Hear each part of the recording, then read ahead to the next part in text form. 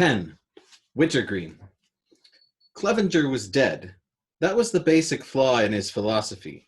18 planes had let down through a beaming white cloud off the coast of Elba one afternoon on the way back from the weekly milk run to Parma. 17 came out. No trace was ever found of the other, not in the air or on the smooth surface of the jade waters below. There was no debris. Helicopters circled the white cloud till sunset. During the night, the cloud blew away, and in the morning, there was no more Clevenger. The disappearance was astounding, as astounding, certainly, as the grand conspiracy of Lowry Field, when all 64 men in a single barrack vanished one payday and were never heard of again. Until Clevenger was snatched from existence so adroitly, Yossarian had assumed that the men had simply decided unanimously to go AWOL the same day.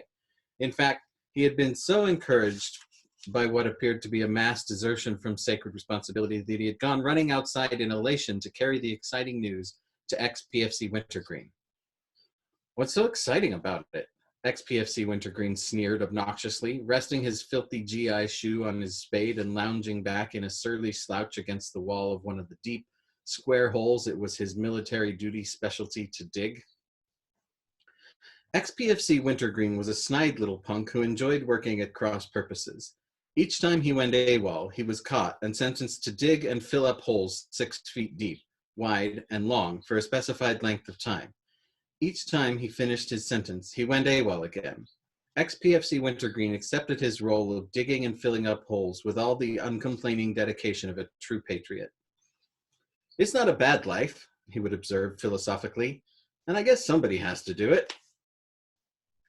He had wisdom enough to understand that digging holes in Colorado was not such a bad assignment in wartime. Since the holes were in no great demand, he could dig them and fill them up at a leisurely pace, and he was seldom overworked.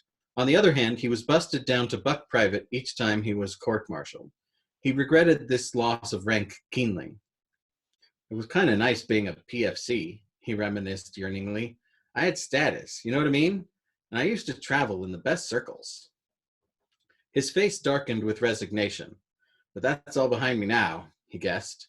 The next time I go over the hill, it will be as a buck private, and I just know it won't be the same. There was no future in digging holes. The job isn't even steady. I lose it each time I finish serving my sentence. Then I have to go over the hill again if I want it back. And I can't even keep doing that. There's a catch. Catch 22. The next time I go over the hill, it will mean the stockade. I don't know what's going to become of me. I might even wind up digging overseas if I'm not careful. He did not want to keep digging holes for the rest of his life, although he had no objection to doing it as long as there was a war going on and it was part of the war effort. It's a matter of duty, he observed, and we each have our own to perform. My duty is to keep digging these holes, and I've been doing such a good job of it that I've just been recommended for the Good Conduct Medal. Your duty is to screw around in cadet school and hope the war ends before you get out. The duty of men in combat is to win the war, and I just wish they were doing their duty as well as I've been doing mine. It wouldn't be fair if I had to go overseas and do their job too, would it? One day, ex-PFC Wintergreen struck open a water pipe while digging one of his holes and almost drowned to death before he was fished out nearly unconscious. Word spread that it was oil, and Chief White Half-Oat was kicked off the base. Soon, every man who could find a shovel was outside digging frenziedly for oil. Dirt flew everywhere. The scene was almost like the morning in Pianosa 7 months later, after the night Milo bombed the squadron with every plane he had accumulated in his M&M syndicate. And the airfield, bomb dump, and repair hangars as well. And all the survivors were outside hacking cavernous shelters into the solid ground and roofing them over with sheets of armor plate stolen from the repair sheds and at the field, and with tattered squares of waterproof canvas stolen from the side flaps of each other's tents. Chief White Half-Oat was transferred out of Colorado at the first rumor of oil and came to rest finally in Pianosa as a replacement for Lieutenant Coombs, who had gone out on a mission as a guest one day just to see what combat was like and had died over Ferrara in the plane with Kraft. Yossarian felt guilty each time he remembered Kraft. Guilty because Kraft had been killed on Yossarian's second bomb run, and guilty because Kraft had got mixed up innocently also in the splendid Atabrine insurrection that had begun in Puerto Rico on the first leg of their flight overseas and ended in Pianosa 10 days later, with Appleby striding dutifully into the orderly room, the moment he arrived to report Yossarian for refusing to take his atabrine tablets. The sergeant there invited him to be seated. "Thank you, Sergeant. I think I will," said Appleby. "About how long will I have to wait? I've still got a lot to get done today so that I can be fully prepared bright and early tomorrow to go into combat the minute they want me to." "Sir?" "What's that, Sergeant?" "What was your question?" "About how long will I have to wait before I can go in to see the Major?" "Just until he goes out to lunch," Sergeant Towser replied. "Then you can go right in." "But he won't be there then, will he?" "No, sir. Major won't be back in his office until after lunch." "I see," Appleby decided uncertainly. "I think I'd better come back after lunch then." Appleby turned from the orderly room in secret confusion. The moment he stepped outside, he thought he saw a tall, dark officer who looked a little like Henry Fonda come jumping out of the window of the orderly room tent and go scooting out of sight around the corner. Appleby halted and squeezed his eyes closed. An anxious doubt assailed him. He wondered if he were suffering from malaria, or worse, from an overdose of atabrine tablets. Appleby had been taking 4 times as many atabrine tablets as the amount prescribed because he wanted to be 4 times as good a pilot as everyone else. His eyes were still shut when Sergeant Towser tapped him lightly on the shoulder and told him he could go in now if he wanted to, since Major had just gone out. Appleby's confidence returned. "Thank you, Sergeant. Will he be back soon?" "He'll be back right after lunch. Then you'll have to go right out and wait for him in front till he leaves for dinner.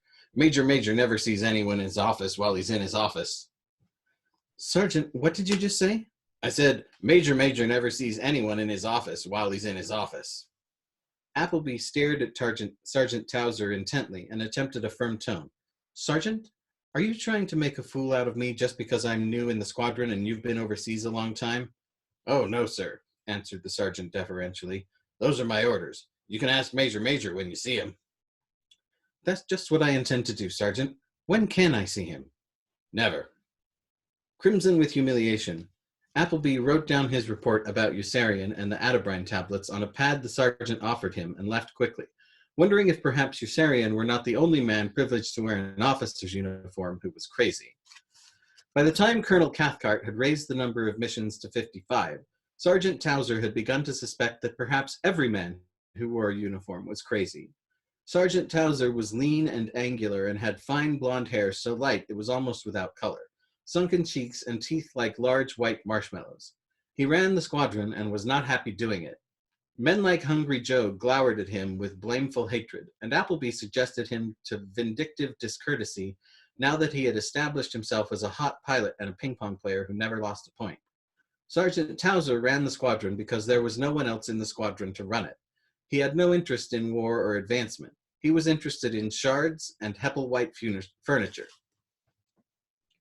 Almost without realizing it, Sergeant Towser had fallen into the habit of thinking of the dead man in Yossarian's tent, in Yossarian's own terms, as a dead man in Yossarian's tent. In reality, he was no such thing. He was simply a replacement pilot who had been killed in combat before he had officially reported for duty.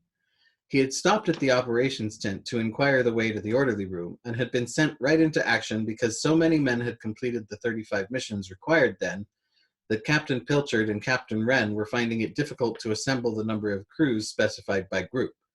Because he had never officially gotten into the squadron, he could never officially be gotten out, and Sergeant Towser sensed that the multiplying communications relating to the poor man would continue reverberating forever. His name was Mud. To Sergeant Towser, who deplored violence and waste with equal aversion, it seemed like such an abhorrent extravagance to fly Mud all the way across the ocean just to have him blown to bits over Orvieto less than 2 hours after he arrived. No one could recall who he was or what he had looked like, least of all Captain Pilchard and Captain Wren, who remembered only that a new officer had shown up at the operations tent just in time to be killed, and who colored uneasily every time the matter of the dead man in Yossarian's tent was mentioned. The only ones who might have seen Mud, the men in the same plane, had all been blown to bits with him. Yossarian, on the other hand, knew exactly who Mud was. Mud was the unknown soldier who had never had a chance, for that was the only thing anyone ever did know about all the unknown soldiers. They never had a chance. They had to be dead, and this dead one was really unknown. even though his belongings still lay in a tumble on the cot in Yossarian's tent, almost exactly as he had left them 3 months earlier, the day he never arrived. All contaminated with death less than 2 hours later. In the same way all was contaminated with death the very next week during the great big siege of Bologna, when the moldy odor of mortality hung in the wet air with sulphurous fog, and every man scheduled to fly was already tainted. There was no escaping the mission to Bologna once Colonel Cathcart had volunteered the group for the ammunition dumps there that the heavy bombers on the Italian mainland had been unable to destroy from their higher altitudes. Each day's delay deepened the awareness and deepened the gloom. The clinging, overpowering conviction of death spread steadily in the continuing rainfall, soaking mordantly into each man's ailing countenance like the corrosive blot of some crawling disease. Everyone smelled of formaldehyde. There was nowhere to turn for help, not even to the medical tent, which had been ordered closed by Colonel Corn so that no one could report for sick call, as the men had done on the one clear day with a mysterious epidemic of diarrhea that had forced still another postponement. With sick call suspended and the door to the medical tent nailed shut, Dr. Nika spent the intervals between rain perched on a high stool, wordlessly absorbing the bleak outbreak of fear with a sorrowing neutrality, roosting like a melancholy buzzard below the ominous, hand-lettered sign tacked up on the closed door of the medical tent by Captain Black as a joke, and then left hanging there by Dr. Nika because it was no joke. The sign was bordered in dark crayon and read, "Closed until further notice. Death in the family." The fear flowed everywhere, into Dunbar's squadron, where Dunbar poked his head inquiringly through the entrance of the medical tent there one twilight and spoke respectfully to the blurred outline of Dr. Stubbs, who was sitting in the dense shadows inside before a bottle of whiskey and a bell jar filled with purified drinking water. "Are you all right?" he asked solicitously. "Terrible," Dr. Stubbs answered. "What are you doing here?" "Sitting." "I thought there was no more sick call." "There ain't." "Then what are you sitting here?" "Well, where should I sit? At the goddamn officers' club with Colonel Cathcart and Corn? Do you know what I'm doing here?" "Sitting?" "In the squadron, I mean. Not in the tent. Don't be such a goddamn wise guy. Can you figure out what a doctor is doing here in the squadron?" "They've got the doors to the medical tents nailed shut in the other squadrons," Dunbar remarked. "If anyone sick walks through my door, I'm going to ground him," Dr. Stubbs vowed. "I don't give a damn what they say." "You can't ground anyone," Dunbar reminded. "Don't you know the orders?" "I'll knock him flat on his ass with an injection and really ground him." Dr. Stubbs laughed with sardonic amusement at the prospect. "They think they can order sick call out of existence? The bastards. Oops, there it goes again." The rain began falling again, first in the trees, then in the mud puddles, then faintly like a soothing murmur on the tent top. "Everything's wet," Dr. Stubbs observed with revulsion. "Even the latrines and urinals are backing up in protest. The whole goddamn world smells like a charnel house." The silence seemed bottomless when he stopped talking. Night fell. There was a sense of vast isolation. "Turn on the light," Dunbar suggested. "There is no light. I don't feel like starting my generator. I used to get a big kick out of saving people's lives. Now I wonder what the hell's the point, since they all have to die anyway." "Oh, there's a point, all right," Dunbar assured him. "Is there? What is the point?" "The point is to keep them from dying for as long as you can." "Yeah, but what's the point, since they all have to die anyway?" "The trick is to not think about that." "Never mind the trick. What the hell's the point?" Dunbar pondered in silence for a few moments. Who the hell knows? Dunbar didn't know. Bologna should have exalted Dunbar, because the minutes dawdled and the hours dragged like centuries. Instead, it tortured him, because he knew he was going to be killed.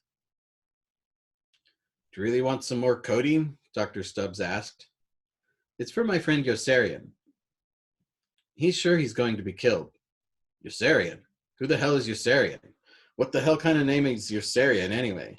Isn't he the one who got drunk and started that fight with Colonel Corn at the officers' club the other night?" "That's right. He's a Syrian." "That crazy bastard." "He's not so crazy," Dunbar said. He swears he's not going to fly to Bologna. That's just what I mean, Dr. Stubbs answered. That crazy bastard may be the only sane one left. 11. Captain Black. Hang on a second. Losing my voice. Sorry. Oh, there's like one tiny sip of water. I didn't plan ahead. Okay. Chapter 11, Captain Black. Corporal Kolodny learned about it first in a phone call from Group that was so shaken by the news that he crossed the intelligence tent on tiptoe to Captain Black, who was resting drowsily with his bladed shins up on the desk, and relayed the information to him in a shocked whisper. Captain Black brightened immediately. Bologna? He exclaimed with delight. Well, I'll be damned. He broke into loud laughter. Bologna, huh? He laughed again and shook his head in pleasant amazement. Oh boy, I can't wait to see those bastards' faces when they find out they're going to Bologna. It was the first really good laugh Captain Black had enjoyed since the day Major outsmarted him and was appointed squadron commander, and he rose with torpid enthusiasm and stationed himself behind the front counter in order to wring the most enjoyment from the occasion when the bombardiers arrived for their map kits. That's right, you bastards, Bologna, he kept repeating to all the bombardiers who inquired incredulously if they were really going to Bologna. Ha ha ha! Eat your livers, you bastards! This time you're really in for it. Captain Black followed the last of them outside to observe with relish the effect of the knowledge upon all of the other officers and enlisted men who were assembling with their helmets, parachutes, and flak suits around the 4 trucks idling in the center of the squadron area. He was a tall, narrow, disconsolate man who moved with a crabby listlessness. He shaved his pinched, pale face every 3rd or 4th day, and most of the time he appeared to be growing a reddish gold mustache over his skinny upper lip.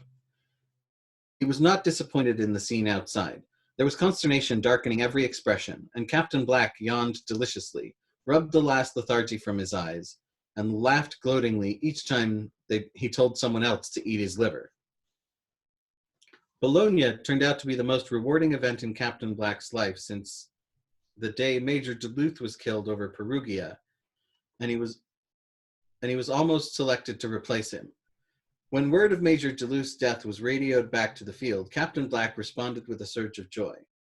Although he had never really contemplated the possibility before, Captain Black understood at once that he was the logical man to succeed Major Duluth as squadron commander. To begin with, he was the squadron intelligence officer, which meant he was more intelligent than everyone else in the squadron. True, he was not on combat status, as Major Duluth had been, and as all squadron commanders customarily were. But this was really another powerful argument in his favor, since his life was in no danger and he would be able to fill the post for as long as his country needed him. The more Captain Black thought about it, the more inevitable it seemed. It was merely a matter of dropping the right word in the right place quickly. He hurried back to his office to determine a course of action. Settling back in his swiveled chair, his feet up on the desk and his eyes closed, he began imagining how beautiful everything would be once he was squadron commander. While Captain Black was imagining, Colonel Cathcart was acting, and Captain Black was flabbergasted by the speed with which, he concluded, Major had outsmarted him. His great dismay at the announcement of Major's appointment as squadron commander was tinged with an embittered resentment he made no effort to conceal. When fellow administrative officers expressed astonishment at Colonel Cathcart's choice of Major, Captain Black muttered that there was something funny going on. When they speculated on the political value of Major's resemblance to Henry Fonda, Captain Black asserted that Major really was Henry Fonda. And then they remarked that Major was somewhat odd. Captain Black announced that he was a communist. They're taking over everything, he declared rebelliously. Well, you fellows can stand around and let them if you want to, but I'm not going to. I'm going to do something about it. From now on, I'm going to make every son of a bitch who comes to my intelligence tent sign a loyalty oath. And I'm not going to let that bastard Major sign one, even if he wants to. Almost overnight, the glorious loyalty oath crusade was in full flower, and Captain Black was enraptured to discover himself spearheading it. He had really hit on something. All the enlisted men and officers on combat duty had to sign a loyalty oath to get their map cases from the intelligence tent. a second loyalty oath to receive their flak suits and parachutes from the parachute tent, a third loyalty oath for Lieutenant Balkington, the motor vehicle officer, to be allowed to ride from the squadron to the airfield in one of the trucks. Every time they turned around, there was another loyalty oath to be signed. They signed a loyalty oath to get their pay from the finance officer, to obtain their PX supplies, to have their hair cut by the Italian barbers. To Captain Black, every officer who supported his glorious loyalty oath crusade was a competitor, and he planned and plotted 24 hours a day to keep one step ahead.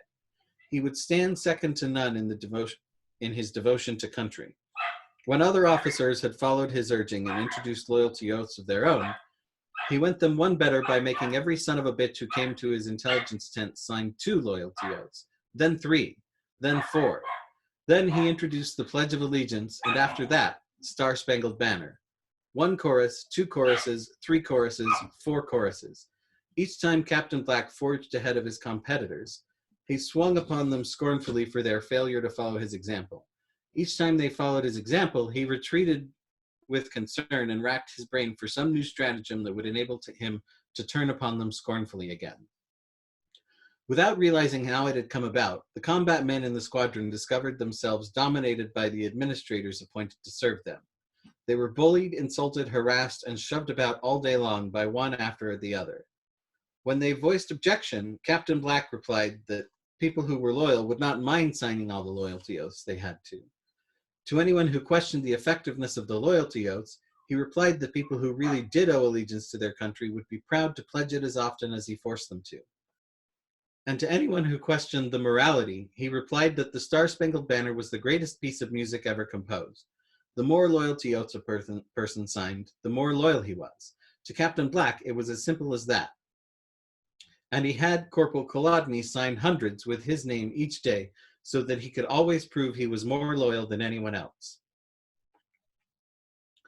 The important thing is to keep them pledging, he explained to his cohorts. It doesn't matter whether they mean it or not. That's why they make little kids pledge allegiance even before they know what pledge and allegiance means. To Captain Pilchard and Captain Wren, the glorious loyalty oath crusade was a glorious pain in the ass, since it complicated their tasks of organizing the crews for each combat mission. Men were tied up all over the squadron signing, pledging, and singing, and the missions took hours longer to get underway. Effective emergency action became impossible. But Captain Pilchard and Captain Wren were both too timid to raise any outcry against Captain Black, who scrupulously enforced each day the doctrine of continual reaffirmation that he had originated, a doctrine designed to trap all those men who had become disloyal since the last time they signed a loyalty oath the day before. It was Captain Black who came with advice to Captain Pilchard and Captain Wren as they pitched about in their bewildering predicament. He came with a delegation and advised them bluntly to make each man sign a loyalty oath before allowing him to fly on a combat mission. Of course, it's up to you, Captain Black pointed out. Nobody's trying to pressure you, but everyone else is making them sign loyalty oaths, and it's going to look mighty funny to the FBI if you two are the only ones who don't care enough about your country to make them sign loyalty oaths too. If you want to get a bad reputation, that's nobody's business but your own. All we're trying to do is help.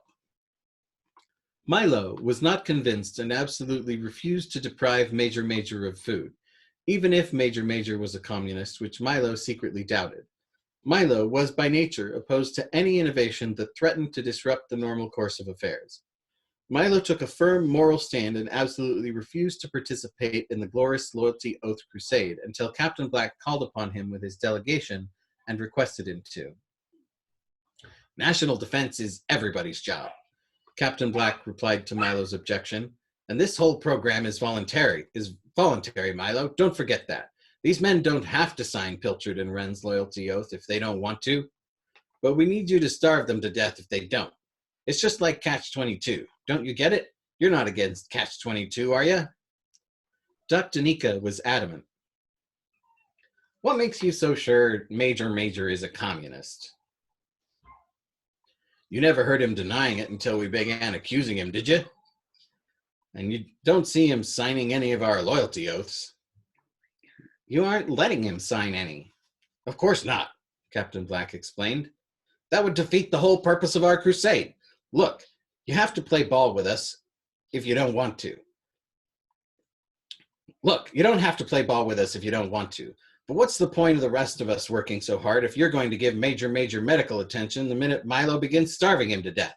I just wonder what they're going to think up at group about the man who's undermining our whole security program. They'll probably transfer you to the Pacific. Dr. Nika surrendered swiftly. I'll go tell Gus and Wes to do whatever you want them to. Up at group, Colonel Cathcart had already begun wondering what was going on. It's that idiot Black off on a patriotism binge, Colonel reported with a smile. I think you'd better play ball with him for a while, since you're the one who promoted Major to squadron commander. That was your idea, Colonel Cathcart accused him petulantly. I never should have let you talk me into it. And a very good idea it was, too, retorted Colonel Corn, since it eliminated the superfluous major that's been giving you such an awful black eye as an administrator. Don't worry, this will probably run its course soon. The best thing to do now is send Captain Black a letter of total support and hope he drops dead before he does too much damage. Colonel Corn was struck with a whimsical thought. I wonder, you don't suppose that imbecile will try to turn Major out of his trailer, do you? The next thing we've got to do is turn that bastard Major out of his trailer, Captain Black decided. I'd like to turn his wife and kids out into the woods, too, but we can't. He has no wife and kids. So we'll just have to make do with what we have and turn him out. Who's in charge of the tents? He is. You see? Cried Captain Black. They're taking over everything. Well, I'm not going to stand for it.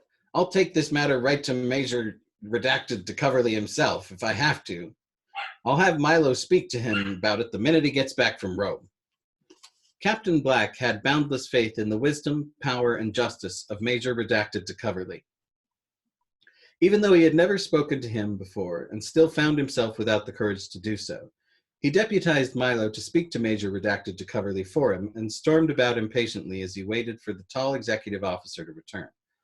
Along with everyone else in the squadron, he lived in profound awe and reverence of the majestic, white-haired major with the craggy face and Jehovian bearing, who came back from Rome finally with an injured eye inside a new celluloid eye patch and smashed his whole glorious crusade to bits with a single stroke. Milo carefully said nothing when Major de Coverley stepped into the mess hall with his fierce and austere dignity the day he returned and found his way blocked by a wall of officers waiting in line to sign loyalty oaths. At the far end of the food counter, a group of men who had arrived earlier were pledging allegiance to the flag, with trays of food balanced in one hand in order to be allowed to take seats at the table. Already at the tables, a group that had arrived still earlier was singing the Star-Spangled Banner in order that they might use the salt and pepper and ketchup there. The hubbub began to subside slowly as Major de Coverley paused in the doorway with a frown of puzzled disapproval, as though viewing something bizarre. He started forward in a straight line, and the wall of officers before him parted like the Red Sea. Glancing neither left nor right, he strode indomitably up to the steam counter, and in a clear, full-bodied voice that was gruff with age and resonant with ancient eminence and authority, said, "Gimme eat." Instead of eat, Corporal Snark gave Major de Coverley a loyalty oath to sign. Major de Coverley swept it away with mighty displeasure the moment he recognized what it was, his good eye flaring up blindingly with fiery disdain and his enormous old corrugated face darkening in mountainous wrath. "Gimme eat, I said," he ordered loudly in harsh tones that rumbled ominously through the silent tent like claps of distant thunder. Corporal Snark turned pale and began to tremble. He glanced toward Milo pleadingly for guidance. For several terrible seconds, there was not a sound. Then Milo nodded. "Give him eat," he said. Corporal Snark began giving Major de Coverley eat. Major de Coverley turned from the counter with his tray full and came to a stop. His eyes fell on the groups of other officers gazing at him in mute appeal. With righteous belligerence, he roared, "Give everybody eat!" "Give everybody eat," Milo echoed with joyful relief, and the glorious loyalty oath crusade came to an end. Captain Black was deeply disillusioned by this treacherous stab in the back from someone in a high place upon whom he had relied so confidently for support. Major Redacted de Coverley had let him down. "Oh, it doesn't bother me a bit," he responded cheerfully to everyone who came to him with sympathy. "We completed our task. Our purpose was to make everyone we don't like afraid and to alert people to the danger of Major, and we certainly succeeded at that. Since we weren't going to let him sign loyalty oaths anyway, it doesn't really matter whether we have them or not." Seeing everyone in the squadron he didn't like afraid once again throughout the appalling, interminable Great Big Siege of Bologna reminded Captain Black nostalgically of the good old days of his glorious loyalty oath crusade, when he had been a man of real consequence, and when even big shots like Milo Minderbinder, Dr. Nika, and Pitchard and Wren had trembled at his approach and groveled at his feet. To prove to newcomers that he really had been a man of consequence once, he still had the letter of commendation he had received from Colonel Cathcart. Thus ends Chapter 11, Captain Black.